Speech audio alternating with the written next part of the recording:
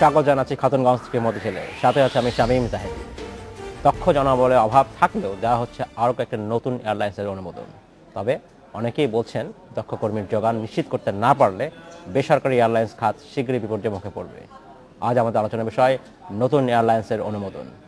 এই নিয়ে আলোচনা করতে আমার সাথে স্টুডিওতে রয়েছেন এপিক এয়ারের প্রধান নির্বাহী কর্মকর্তা এবং এভিয়েশন বিশেষজ্ঞ ইমরান আসিফ এবং এভিয়েন বাংলাদেশ লিমিটেডের ব্যবস্থাপনা পরিচালক ATM নজরুল ইসলাম। তবে মূল আলোচনা যাওয়ার আগে দেখে নেব একটি প্রতিবেদন। রাষ্ট্রীয় পতাকাবাহী বিমান বাংলাদেশ এয়ারলাইন্সের পাশাপাশি দেশে বর্তমানে 3টি বেসরকারি প্রতিষ্ঠান আকাশপথে যাত্রী পরিবহন করে আসছে। বেসামরিক বিমান চলাচল কর্তৃপক্ষের কাছ থেকে চূড়ান্ত অনুমোদন নিয়ে ফ্লাইট শুরুর অপেক্ষায় আছে আরও 2টি প্রতিষ্ঠান। এছাড়াও লাইসেন্সের আবেদন পড়েছে আরও ডজন খানেক। দেশের ছোট এই বাজারে এত লাইসেন্স কেন দেয়া হচ্ছে, এর জবাবে ক্যাব প্রধান জানালেন, কেউ অনুমোদন ছিল তো আপনি বন্ধ করে রাখতে পারবেন না।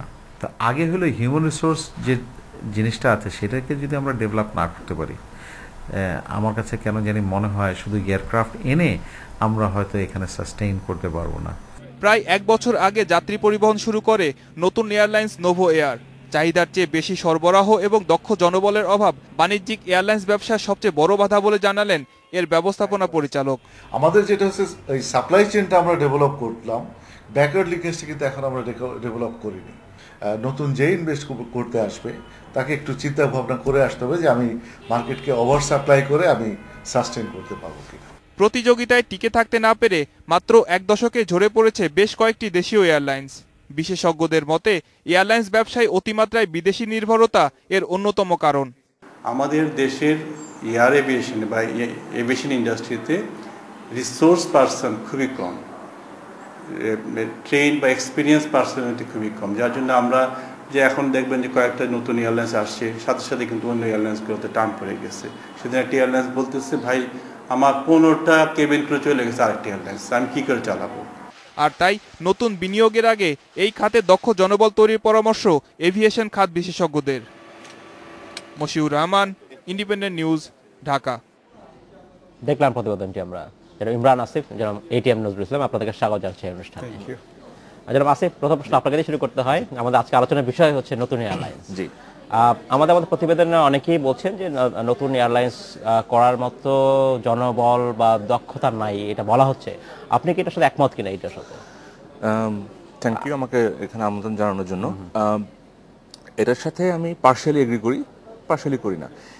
পার্শিয়ালি এগ্রি করি এই কারণে যে in some areas there is a lack of resource, মানে দক্ষ জনবলের একটা অভাব রয়েছে আমাদের। বাট এটা কিন্তু কম্পেনসেট করতে না পারার কোনো কারণ নাই। কারণ আমি যেটা একটু আগে আলোচনা করেছিলাম আপনার সাথেও, যে কটা এয়ারলাইন এসছে এবং কারেন্টলি অপারেট করছে বা ভবিষ্যতে আসবে, এদের সবার কিন্তু এবিলিটি আছে in terms of financial solvency to invest in training, to invest in building of resources.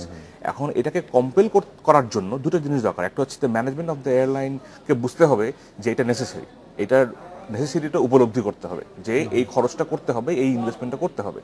দ্বিতীয়ত, from a regulator point of view, সিএবির উচিত একটা কম্পালশন ক্রিয়েট করা যে তোমরা নতুন এয়ারলাইন আনতে যাচ্ছ, ভালো কথা, there is no bar in that, but তোমরা রিসোর্স বিল্ডিং করবা, এটার জন্য তোমাদের যেই সলভেন্সি বা ইনভেস্টমেন্ট কমিটমেন্ট দরকার এটা তোমার ডেমনস্ট্রেট করো। সেখানে যদি একটা অপারেটর বলে যে আমি এয়ারলাইন আনছি এবং আমি এত টাকা ইনভেস্ট করবো over the next 6 months 1 year, কারণ অ্যাপ্লিকেশন করার পর থেকে কিন্তু এওসি পর্যন্ত is almost 9 to 12 months journey কমপ্লায়েন্সের। এই সময়টার মধ্যে যদি সেই অপারেটরটা প্রমিস করে যে আমি আমার রিসোর্স বিল্ডিং করার জন্য আমি ইনভেস্ট করব এবং সিভিল এভিয়েশন সেই ফিজিবিলিটি দেখে আশ্বস্ত হয়, তাহলে কিন্তু এই প্রবলেমটা সলভ হয়ে যায়। আর এখানে রেগুলেটর পয়েন্ট অফ ভিউ থেকে খুব স্ট্রং একটা কম্পালশন ক্রিয়েট করার প্রয়োজন আছে। ধন্যবাদ জনাব আসিফ। আমি আপনার কাছে ফিরে আসবো। জনাব ইসলাম, একই প্রশ্ন আপনার কাছেই যে নতুন এয়ারলাইন্স আরও আসছে, জনাব আসিফের এপিক এয়ার আসছে এবং আরও আসবে। আপনার কি মনে হয় যে এটা বাজার আমরা প্রস্তুত, বাংলাদেশ প্রস্তুত আরও নতুন এয়ারলাইন্সকে অ্যাকসেপ্ট করার ক্ষেত্রে? এয়ারলাইন্স আসলে তো না করতে পারবেন না। আপনি যদি আশা উচিত ওপেন মার্কেটে আসলে এয়ার ইন্ডাস্ট্রি বা এভিয়েশন ইন্ডাস্ট্রি দিয়ে তাকান, যখন এটা স্টার্ট করছে তখন কোনো দক্ষ লোক ছিল না, কিন্তু আরম্ভ হয়ে গেছে। বাংলাদেশও তাই।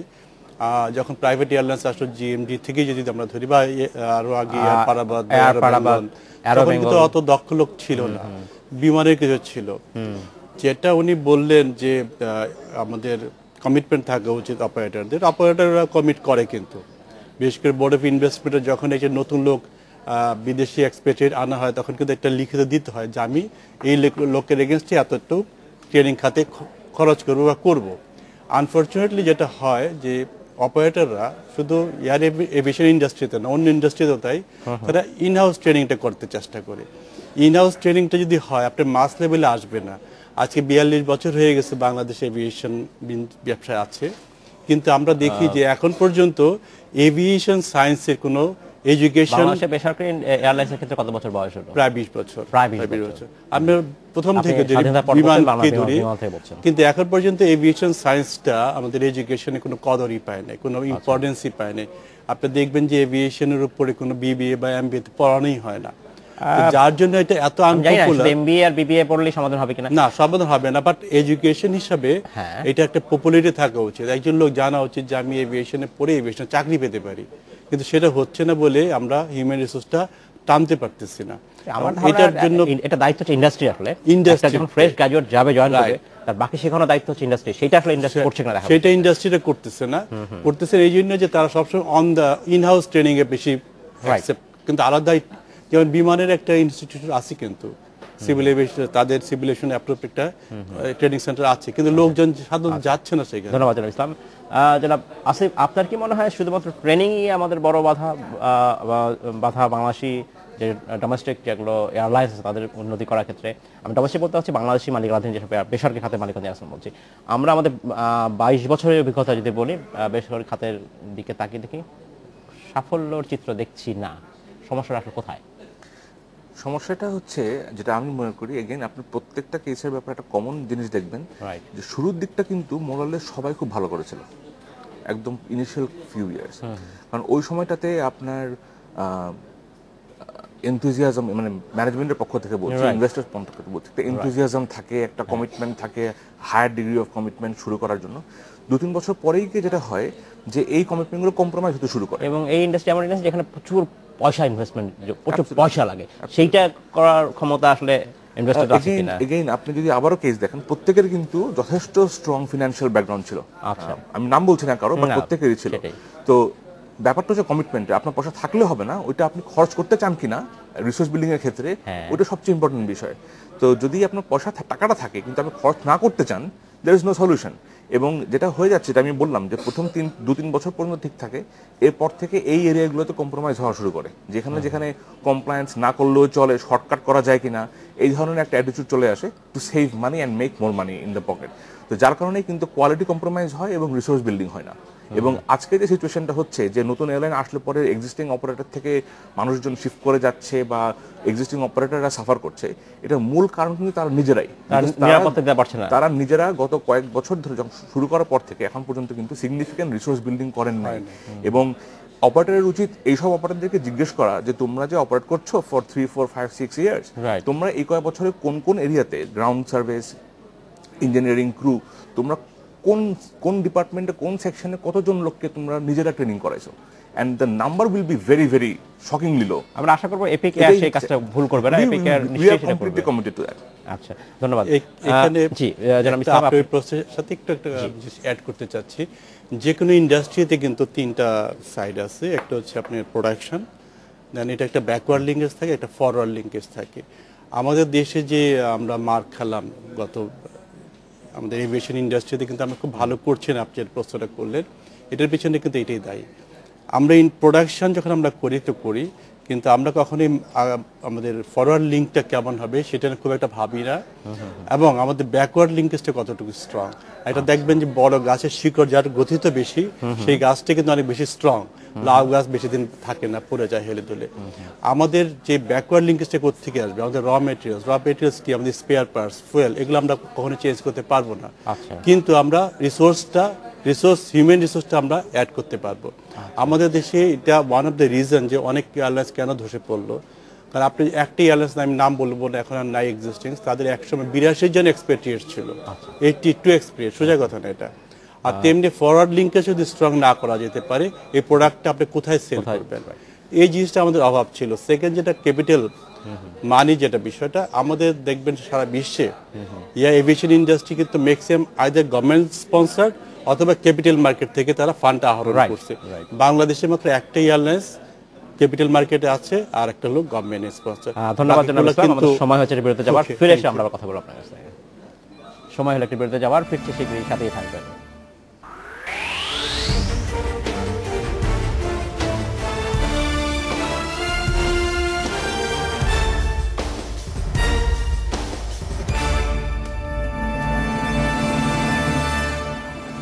স্বাগত আরেকবার খাতুনগঞ্জ থেকে মধুসূদন।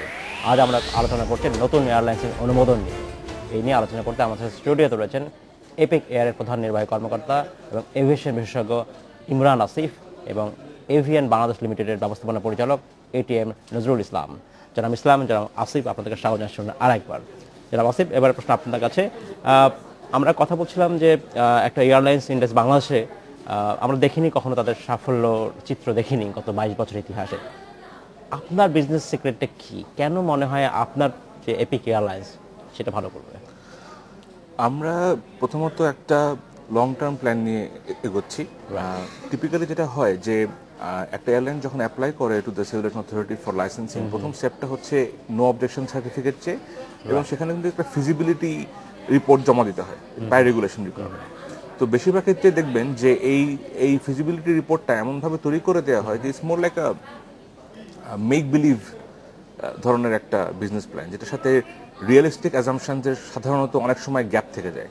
বাট আমরা যে প্ল্যানটা জমা দিয়েছি এবং যে প্ল্যানটা নিয়ে আমরা পার্সিউ করছি, which is in all honesty আমি মনে করি যে ইটস ভেরি কম্প্রিহেনসিভ প্ল্যান। আমাদের 5 বছরের একটা প্ল্যান আছে, এটাকে আমরা এক্সটেন্ড করে 8 বছরে নিয়ে যাচ্ছি প্ল্যানটাই শুরু করার আগেই। এবং আমরা মনে করি যদি এক লং টার্ম প্ল্যান থাকে, ধরে নিচ্ছেন 8 বছর পরে you will start making money, right? Not necessarily. আমরা 5 বছরের প্ল্যান শুরু করেছি একটা, 5 বছরের মধ্যে by the third year we should be profitable. But আমি 8 বছর পর্যন্ত নিয়ে যাচ্ছি এই কারণে যে in the airline industry certain variables আর অনেক লম্বা সাইকেলে। ফর এক্সাম্পল, আপনি যে আজকে এয়ারক্রাফট অর্ডার দেন for brand new airplanes, you get deliveries after 6 years. তো আপনাকে করতেই হচ্ছে ওভাবে প্রিপারেশন। তো আমি যদি চিন্তা করি যে আমি এই বছর শুরু করবো, সামনের বছরের পরে গিয়ে আমি একটা এয়ারক্রাফট অর্ডার করবো, সেই এয়ারক্রাফট কিন্তু ডেলিভারি হচ্ছে তারও 5-6 বছর পরে গিয়ে। সুতরাং আমাকে বাই ডিফল্ট কিন্তু লং টার্ম প্ল্যানিং করতেই হচ্ছে। আমি যদি শর্ট টার্ম প্ল্যানিং করে আগাই, সেটা সমস্যাটা হচ্ছে যে যেহেতু এয়ারলাইন ইন্ডাস্ট্রিটা খুব dynamic, geopolitical situations, economic situations আর ড্রাস্টিক্যালি চেঞ্জিং। যদি আপনি খুব শর্ট টার্ম প্ল্যান নিয়ে থাকেন, আপনার আসলে এই চেঞ্জগুলোকে ফেস করার মতো ডাইনামিজম থাকে না, অ্যাডাপ্টেবিলিটি থাকে না। But you have a long term plan, আপনি ধরে নিচ্ছেন যে 8 বছরের মধ্যে so much so can happen, এবং you prepare yourself to face those challenges. ধন্যবাদ জনাব আসিফ। জনাব ইসলাম, বলা হয়ে থাকে যে আমাদের এয়ারলাইন্স ইন্ডাস্ট্রিতে জনবল অভাব, দক্ষ জনবল গড়ে উঠছে না। এর মূল কারণ কি? কেন, আমি যদি বলি কেন আসলে দক্ষ জনবল আকৃষ্ট হচ্ছে না এয়ারলাইন ইন্ডাস্ট্রি প্রতি? আমি তার আগে বলে নিই যে দক্ষ জনবলের অভাবটা কিন্তু শুধু বাংলাদেশে না, সারা পৃথিবীতে। আপনি যদি দেখেন আগামী কিছুদিনের ভিতরে, অ্যারাউন্ড 10 to 15 ইয়ার্সের ভিতরে অ্যাট প্রেজেন্ট 17,000 এয়ারক্রাফট চলছে, আর অ্যানাদার 25,000 এয়ারক্রাফট আসবে, কিছু রিপ্লেস হবে, কিছু থাকবে। রাইট। তো বোয়িং থেকে একটা পরিসংখ্যান আছে যেখানে বলা হচ্ছে যে আগামী 2026-এর ভিতরে টু রান দিস এয়ারক্রাফট প্রায় 4,65,000 পাইলট লাগবে এবং অ্যারাউন্ড 6 লাখ টেকনিশিয়ান লাগবে, প্লাস আরো কিছু। এই লোকগুলা ট্রেন করার মতন ক্ষমতা সারা বিশ্বের নাই ট্রেনিং ইনস্টিটিউটগুলোতে। বাংলাদেশেরও আর কি সমস্যা। তো বাংলাদেশের অবস্থা বেশি করে এই জন্য যে আমরা এখন পর্যন্ত কোনো ট্রেনিং ইনস্টিটিউটের প্রতি আমরা আকৃষ্ট হই নাই। আমাদের দেশে যেমন আপনি আগে বলেছিলেন যে ব্যাকওয়ার্ড লিঙ্কেজগুলো তৈরি করতে হবে, অর্থাৎ ট্রেনিং ইনস্টিটিউট এখানে একমাত্র ব্যাকওয়ার্ড লিঙ্কেজ যেটা আমরা করতে পারি, সেই ইনস্টিটিউটগুলো তৈরি করতে হবে। সেই ইনস্টিটিউটগুলো কীভাবে চলতেছে দেখতে হবে, কিছুটা কম্প্রোমাইজ এখন করতে হবে। আমরা যদি দেখি প্রথম দিকে কিন্তু অনেক সাহায্য আমরা করেছি, যতক্ষণ এই ট্রেনিং ইনস্টিটিউট না আসবে সামনে ততক্ষণ পর্যন্ত। ধন্যবাদ জনাব ইসলাম। আমাদের কোনো দর্শক প্রশ্ন পাঠিয়েছেন, একজন মামুন, উনি জানতে চাচ্ছেন এয়ারলাইন্স ইন্ডাস্ট্রিতে টিকিট সেলিং এর ক্ষেত্রে একটা বড় ধরনের ডিসঅনেস্টি থাকে। আর একজন দর্শক সীমা, উনি জানতে চাচ্ছেন যে কেবিন ক্রু জবের জন্য কিভাবে আসলে তার ক্যারিয়ার শুরু করতে হলে কি করা উচিত। কেবিন ক্রু সম্বন্ধে আপনি বলতেন একটু। কেবিন ক্রু এখন পর্যন্ত কেবিন ক্রু আপনার ডাইরেক্টলি এয়ারলাইন্স রিক্রুট করে তারা সেখান থেকে ট্রেনিং দিয়ে নিয়ে নেওয়া হয়। আচ্ছা। এটা শিক্ষকতার যোগ্যতা এইচএসসি অথবা এ লেভেল, আচ্ছা। ইংরেজিতে ভালো 5 feet 2 মিনিমাম হতে হয়, ওয়েটটা প্রপোর্শনেট, আচ্ছা। ভালো স্পোকেন ডেলিভারি থাকতে হয়। আর আমরা কি ইনস্টিটিউট করতে যাচ্ছি খুব শিগগিরই, আমরা অলরেডি করেছি, সেখানে? আমরা সিভিল এভিয়েশনের অনুমোদনের অপেক্ষা আছি। সেখানে আমরা কেবিন ক্রু ট্রেনিং থেকে শুরু করে অন্যান্য training ধন্যবাদ জনাব আসিফ। এয়ারলাইন টিকিটের ক্ষেত্রে আসলে ডিসঅনেস্টি কোথায় কি হয়? এটাকে আমি ঠিক ডিসঅনেস্টি শব্দটা ইউজ না করে I think manipulation is the more correct word. এখানে এই জিনিসটা ঘটে দুটো এরিয়াতে। একটা হচ্ছে যে ফ্রম দি ফিল্ড লেভেল, যেখানে ট্রাভেল এজেন্টসরা ইনভলভ, যেখানে এয়ারলাইনের নিজের সেলস স্টাফ ইনভলভ, ওই লেভেলটাতে এক ধরনের ডিসঅনেস্টি হয় ইন দ্য সেন্স দ্যাট যে যখন ডিমান্ড এক্সিড সাপ্লাই, তখন এই ফিল্ড লেভেলের লোকজন যারা বললাম চ্যানেল যেগুলো আছে এজেন্টস এবং এরা ম্যানিপুলেশনটা করে টু, এটা সব ক্ষেত্রেই হয়। আমার আরেকটা বিষয় প্রশ্ন জানা ছিল আপনার কাছে, ডোমেস্টিক রুটে বাংলাদেশের এয়ারলাইন্সের ব্যবসা কি আসলে লাভজনক কিনা? লাভজনক গিভেন সার্টেন কন্ডিশনস। এগেইন যেটা বললাম যে আপনি যদি ফিনান্সিয়াল ডেটা দেখেন, আমি এগেইন কোনো নাম বলছেন, আমি আগে একটা এয়ারলাইনে কাজ করতাম, বাট আপনি যদি ফিনান্সিয়াল ডেটা দেখেন দেখবেন যে যতক্ষণ পর্যন্ত the management was focused of all airlines existing যারা আছে, ম্যানেজমেন্ট যখন পর্যন্ত ফোকাস ছিল, একটু কাস্টমার ওরিয়েন্টেড ছিল, তখন কিন্তু সবাই তাদের প্রত্যাশার চেয়ে ভালো করেছে। এবং তখন থেকেই সাফার করা শুরু করছে যখন থেকে এই ফোকাসটা কম্প্রোমাইজ হচ্ছে। এটা আমি বারবার বলছি যে এখানে একটা এয়ারলাইনের জন্য কাস্টমার ওরিয়েন্টেড থাকাটা is the first and the foremost thing to happen. ধন্যবাদ জনাব ইমরান আসিফ, ধন্যবাদ জনাব এটিএম নজরুল ইসলাম। এই অনুষ্ঠানে আসার জন্য আপনাকে অসংখ্য ধন্যবাদ। সময় স্বল্পতার জন্য আজকে আমাদেরকে এখানেই শেষ করতে হচ্ছে। Thank you so much. ধন্যবাদ সবাইকে। এই ছিল আজকের মতো খাতুনগঞ্জ থেকে মতো ছিল। আমার সাথেই থাকবেন, দেখা হবে আবারও।